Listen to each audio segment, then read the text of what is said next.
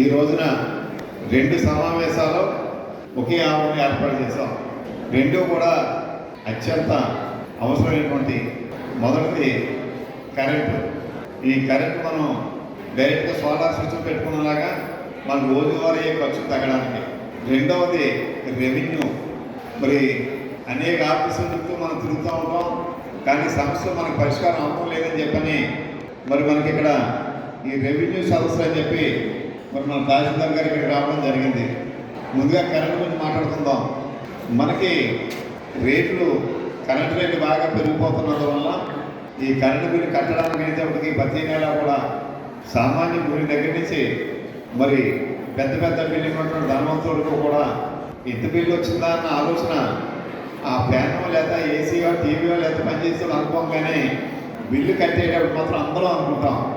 అందులో మొట్టమొదటి నేనే. మరి మేము ఒక 3.5 సంవత్సరాల క్రితం దగ్గర 4 సంవత్సరాలు అవుతుంది ఈ సోలార్ సిస్టమ్ గురించి పెడదామని చెప్పని 7-8 ఏళ్ళు అనుకుంటున్నాం. ఆ సిస్టమ్ అన్నీ కూడా మనకి నచ్చక మానేసాం. ఒక 4 సంవత్సరాల దగ్గర ఉన్నప్పుడు మరి అప్పుడున్న సిస్టమ్ ఏంటంటే ఇంటికి 10 kW వరకు పెట్టుకోవచ్చు అన్నారు. అదన్నీ స్టడీ చేస్తే నాకు బాగా అనిపించింది. మరి నాకు రెండో పక్కన రైస్ మిల్ ఉంది కాబట్టి ఇది మనకి ఎంత అవుతుంది, వడ్డీ మనకి ఇప్పుడు తీరుతుంది, అది సొంత డబ్బు కూడా వడ్డీ లెక్కేసుకున్నాను. లెక్కేస్తే ఒక 4.5 సంవత్సరాలు మొత్తం క్లియర్ అయిపోతుందని చెప్పి ఒక అంచనా వచ్చారు. వచ్చిన తర్వాత పెట్టాం. సుమారు 4 లక్షల రూపాయలు ఖర్చు పెట్టాను. వేళ అంటే సబ్సిడీ పోను. ఆ వేళ సబ్సిడీ అయితే 10 kWకి 1,15,000 1,20,000 మన సబ్సిడీ ఇచ్చేవారు. అప్పుడు 10 దాటి పెట్టడానికి వీలు లేదన్నారు. అంటే 10 పెట్టుకున్నాం.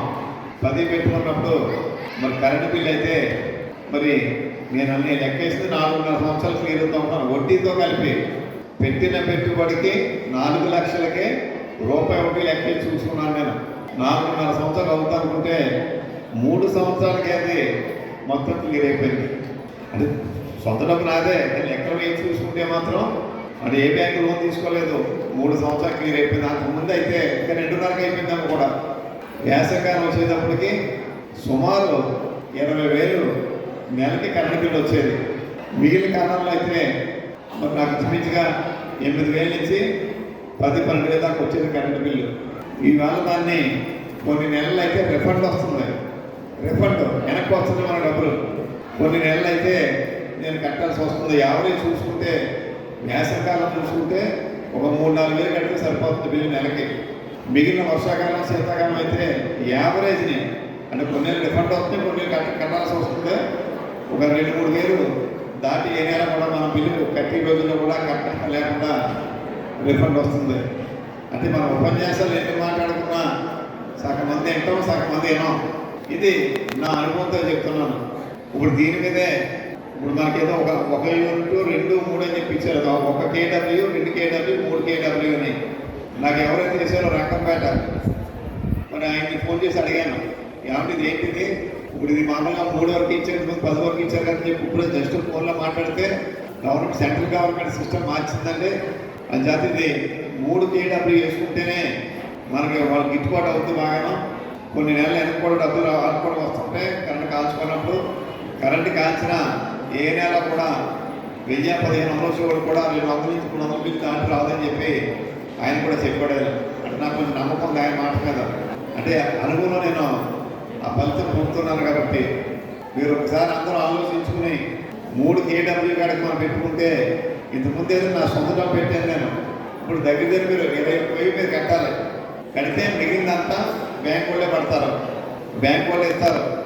వచ్చి సబ్సిడీ కూడా బ్యాంకులోనే పడతాయి. సరే దీని బాధ్యత ఎవరు తీసుకుంటారండి, మన డిపార్ట్మెంటా లేకపోతే ఎవరు?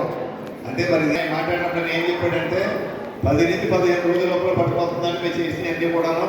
అంచేత అందరికీ కూడా మీరు ఆపడండి, డబ్బులు మాత్రం ఇమ్మీడియట్గా ఆ బ్యాంక్ అకౌంట్ పడుతుందని చెప్పని దీన్ని మీ అందరూ కూడా వాడుకోమని నేను కోరుతా ఉన్నాను. ముఖ్యంగా మన నియోజకవర్గంలో ముందు ఒక ఊరు మోడల్ విలేజ్గా, అంటే మోడల్ విలేజ్ అంటే మిగిలిన 42 గ్రామాల్లో టౌన్ చేయరు కాదు, అక్కడ చేస్తారు. కానీ ఇక్కడ మీ ఇంటింటికి వచ్చి మిమ్మల్ని ఒకసారి రిక్వెస్ట్ చేస్తారు. అంటే మీకు ఒకసారి అన్నీ చెప్తూ ఉంటారు. మిగిలిన గ్రామాలు కూడా చేస్తారు. తర్వాత ముందుగా అర్థమో సెలెక్ట్ చేసుకున్నారు. ఈ అవకాశం అర్థమో వచ్చింది కాబట్టి మీరు దర్గాకి కూడా మీ ఇంటికి వచ్చి తిరుగుతారు వాళ్ళు. దీన్ని అందరూ కూడా సద్వినియోగం చేసుకోండి. దీనివల్ల మనకి ఈ కరెంటు సమస్య, కరెంటు బిల్లు పెరిగినా తగ్గడానికి మనకి ఏ ఇబ్బంది తగ్గడం ఉండదు కాబట్టి, ఎంత పెరిగినా మనకి ఇబ్బంది ఉండదు కాబట్టి మీ కరెంటు మీకే తయారవుతాయి. దీన్ని అందరూ ఉపయోగించుకొని కోరుతా ఉన్నాం. రెండో విషయం, ఇందాక మన వీరెడ్డి గారు చెప్పారు, 2019కి ముందు 2015, 16, 17, 18లో ధాన్యం ఆవేళ మన ధాన్యం ఖరీదు చేస్తూ ఉంటే కొన్నప్పుడైతే చంద్రబాబు నాయుడు గారు డ్వాక్రా సంఘాల ద్వారా కానీ మన కోఆపరేటివ్ సొసైటీ ద్వారా కానీ చేయమంటే మనం డ్వాక్రా సంఘాలకు ఇచ్చాం. ఆ డ్వాక్రా సంఘాలకు ఇచ్చినప్పుడు ఆ కమిషన్ బాబుతో సుమారు 55 లక్షల నుంచి 55 లక్షల దాకా మన దగ్గర వాళ్ళ దగ్గర ఉంచేసాం. ఎక్కడ మన కాకినాడ జిల్లాలో, ఉమ్మడి జిల్లాలో. తర్వాత ఇక్కడ మనం 4,95,00,000 ఈ అమౌంట్ 7 గ్రామాలకు కలిపి ఉంది. ఆ 7 గ్రామాలకు సంబంధించి ఆ వేళ పంచాయతీరాజ్ మంత్రి గారు లోకేష్ గారిని ఈ ఎన్ఆర్ఎస్తో టైఅప్ చేసి ఇప్పుడు ఏదైతే మీకు 55 లక్షలు మనం 1,00,00,000తో బిల్డింగ్ కట్టడానికి పర్మిషన్ ఇవ్వమని చెప్పి 495కి 495 కలిపి ఇవ్వమని చెప్పంటే ఓకే అంటారు. కానీ టెక్నికల్గా ఇబ్బంది అని చెప్పి అప్పుడు ఆఫీసులు ఒప్పుకోకపోతే ఒక 7 నెలలు లేట్ అయింది. ఈ లోపల గవర్నమెంట్ మారిపోయింది. డబ్బులు తేలేదు, అక్కడే ఉన్నాయి. కానీ పట్టణంలో ఎన్ఆర్జీఎస్ లేదు కాబట్టి సుమారు 2 కోట్ల రూపాయలు వాళ్ళకి వస్తే ఆ 2 కోట్ల రూపాయలు తెచ్చేసాం. కానీ డబ్బులు యజమాని ఎవరంటే డ్వాక్రా సంఘాల యజమాని.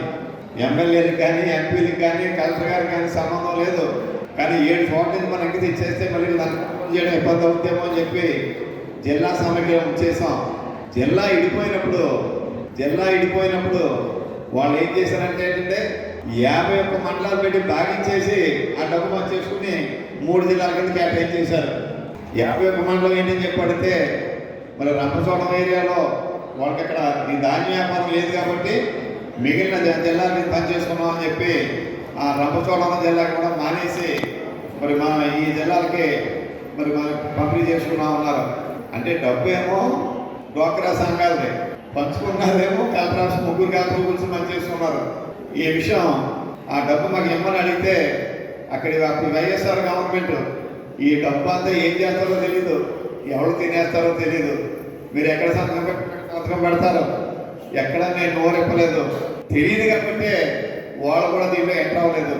ఇప్పుడు మనం మీటింగ్లో అడుగుతుంటే పక్కన పెద్ద అడుగుతున్నాడు, అదేంటి నాకు ఎవరు చెప్పలేదే, చెప్తే ఎంత ఉంటుంది డబ్బులు ఉండవు, చెప్తే డబ్బులు ఉండవు అని చెప్పి చెప్పలేదు మనం.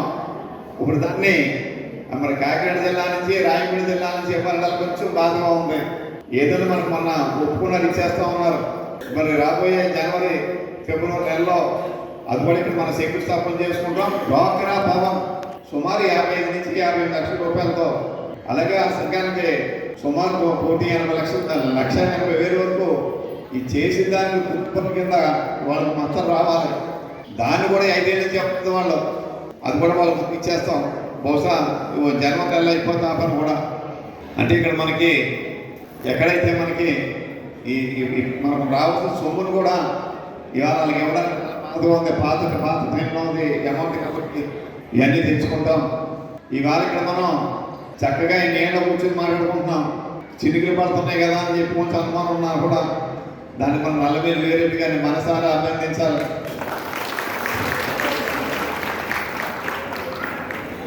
₹22 లక్షల ముందు 10 లక్షలు ఇచ్చాం, తర్వాత ఇచ్చాం. మొత్తం 22 లక్షల రూపాయలతో ఇంచుమించుగా ఒక 700 మంది కూర్చోవడానికి సరిపడగా ఈ యొక్క స్టీమ్ ఈ రకమైన వెహికల్తో వేసారంటే వరద వచ్చిన తుఫాన్లు వచ్చిన ఏం వచ్చినా మనకి ఇబ్బంది లేకుండా చక్కగా మనకి వేసారు. ఇంకా 5 లక్షల రూపాయలు 5 ఏళ్ళ నుంచి పేమెంట్ రాలేదు. ఇప్పుడు ఆ పేమెంట్ కూడా ఇప్పించేస్తాం వెంటనే. అంటే ఈ పాత గవర్నమెంట్ అంతకుముందు చేసిన పనులన్నీ పక్కన పెట్టేశారు. చాలామంది మరి కాంట్రాక్టర్లో ఆత్మహత్యలు చేసుకున్నారు. ఆత్మహత్యలు ఇంచేత ఏదైనా మన కాంట్రాక్టర్లు అంటే వాళ్ళు ఏ గవర్నమెంట్ గవర్నమెంట్ పని చేస్తారు వాళ్ళు, అవి కూడా పెండింగ్ పెట్టారు. సరే గతం కథ అన్నీ ఇలాంటి బిల్డింగ్లు మిగిలిన అన్ని గ్రామాల్లో కూడా మరి మనం కట్టడానికి మనం ప్రయత్నం చేద్దాం. విద్యార్థులంటే ఇది చాలా అవసరం, చాలా ఉపయోగకరంగా కూడా ఉందని చెప్పి నేను భావిస్తూ ఉన్నాను. అంచేత ఈ కరెంట్ని మీరు అందరూ కూడా సద్వినియోగం చేసుకోవాలి. ఈ సోలార్ సిస్టమ్ అని చెప్పి మీ అందరికీ సవినీయంగా మనవి చేస్తూ మరి ఈసారి మనకి రెవెన్యూ ఆ వేళ మనకి జగన్ గారు గవర్నమెంట్లో రేపు మనకి మొత్తం జగనన్న రీసర్వే పెట్టారు. ఆ వేళ వాళ్ళ అనుభవంలో ఏ భూమి ఉంటే ఆ భూమికి వాళ్ళు ఇచ్చేసి ఎక్కువ ఉంటే ఎక్కువ చేయరు, తక్కువ ఉంటే తక్కువ చేయరు, సరిదేని డాక్యుమెంట్ సంబంధం లేకుండా ఇంకా అనేక సమస్యలతో లోపభూయిష్టంగా చేశారు. చేసిన దాన్ని మరి మనకు మళ్ళా మరి మన కూటమి ప్రభుత్వం రాగానే శ్రీ నారా చంద్రబాబు నాయుడు గారు మీ అన్నీ కూడా మళ్ళీ మనకి రెవెన్యూ సంస్థలు పెట్టారు. దీంతే కావాలి ఏ సంస్థలో కూడా రైతులకు సంబంధించిన సమస్యలు అన్నీ పరిష్కారం అవ్వాలని ఈ ఏర్పాటు చేయడం జరిగింది. తహసీల్దార్ గారు తను క్లియర్గా మొత్తం అన్నీ కూడా చెప్పబోతూ ఉన్నారు. మరి ఇక్కడ కొన్ని సమస్యలు అయిన గ్రామాలకు వస్తూ ఉంటే మన తహసీల్దార్ గారు చాలా తెలివైన మంచి నాలెడ్జ్ ఉంది మామూలుగా యాక్ట్ మీద. వాళ్ళని పెంచి మాట్లాడాను. ఏమన్నంటే 2-3 తప్పులు ఉన్నాయండి, అవి సరి చేస్తే ఇంకా బాగుంటుందంటే ఆయనే నాకు మ్యాటర్ తయారు చేసి నాకు ఇస్తే నిన్నే గవర్నర్ చంద్రబాబు గారు కూడా ఇచ్చాను. సారీ ఈ తప్పులు ఉన్నాయని చెప్పడం జరిగింది. ఆయన కూడా దాన్ని తీసుకుని నిన్న ముద్దా రవిచంద్ర గారు అంటే రెవెన్యూ చూసింది ఆయన కాబట్టి ఆయన నేను సెలవులో ఉండాలి, నిన్న ఇవాళ కూడా సెలవునంట. వాడిని రాగానే నాకు చెప్తాను, అవసరమైతే నీకు ఆయన మాట్లాడతాడని కూడా ఆయన చెప్పడం జరిగింది. అంటే ఇవాళ ఏ సమస్యలు ఉన్నా కూడా ఇటు రెవెన్యూ కదా ఏదైనా కూడా సమస్యలు ఏమున్నా కూడా పరిష్కరించడానికి ఈ కూటమి ప్రభుత్వం ముందు ఉంటుందని చెప్పి కూడా మీ అందరికీ నేను సమయంగా తెలియజేస్తా ఉన్నాను. ఈ యొక్క రెవెన్యూ సమస్య కూడా ఇవన్నీ కూడా పరిష్కారానికి మీరు దరఖాస్తు చేసుకోవాలని చెప్పి మిమ్మల్ని అందరినీ సవరీగా కోరుకుంటా ఉన్నాను. ముఖ్యంగా మనకి 43 గ్రామాల్లో ట్రాన్స్ఫార్మర్లో కరెంటు షార్టేజ్ గురించి మరి ఇంతకుముందు నేను మాట్లాడడం రివ్యూ చేయడం జరిగింది.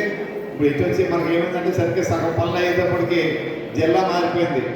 కాకినాడ మన రాజమండ్రి ఎస్సీ ఉండేవారు మొత్తం ఉమ్మడి తూర్పుగోదావరి జిల్లాకి. మరి ఆయన అయితే తిలక్కారు అయితే ఎస్సీ గారు మన మండపేట వస్తువుడు అయిన తర్వాత ఇప్పుడు మనకి రామలాపురం కాకినాడ ఎడగొట్టేటప్పటికి మరి మనకి కొత్త ఎస్సీగా రాజబాబు గారు వచ్చారు.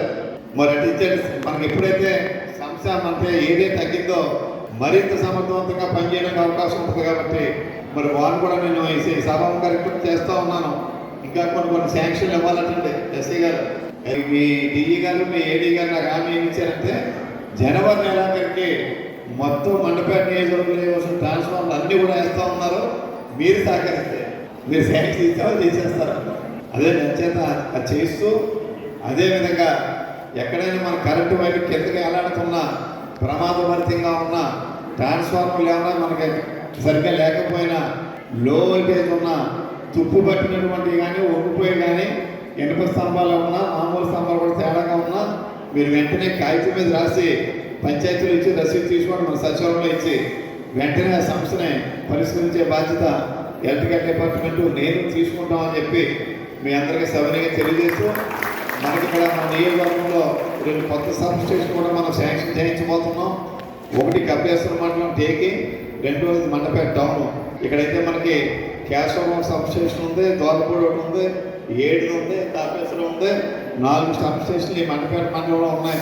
అదేవిధంగా కపిలేశ్వరంలో అయితే ఒకే ఒక సబ్ స్టేషన్ ఉంది, ఎదురుమూడికి అక్కడికి మధ్యలో. అంచేత టీకి ఇమ్మీడియట్గా శాంక్షన్ ఇస్తా అన్నారు.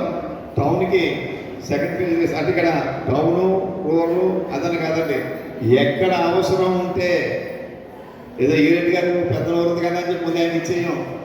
ఎక్కడ అవసరం ఉంటే అక్కడ ఫస్ట్ ప్రయారిటీ తెచ్చుకుంటాం, అవసరం తక్కువ ఉన్నా కానీ 2వ ప్రయారిటీ తెచ్చుకుంటామని చెప్పి మీ అందరికీ సవినీయంగా మనవి చేస్తూ ఈ కూటమి ప్రభుత్వం మీ అందరికీ ఏ సమస్యలు ఉన్నా కూడా పరిష్కరించి సమస్య లేని గ్రామాలుగా సమస్య లేని పట్టణంగా మండపేట నియోజకవర్గాన్ని తీర్చిదిద్దే బాధ్యతని నేను తీసుకుంటానని చెప్పి తెలియజేస్తూ మరి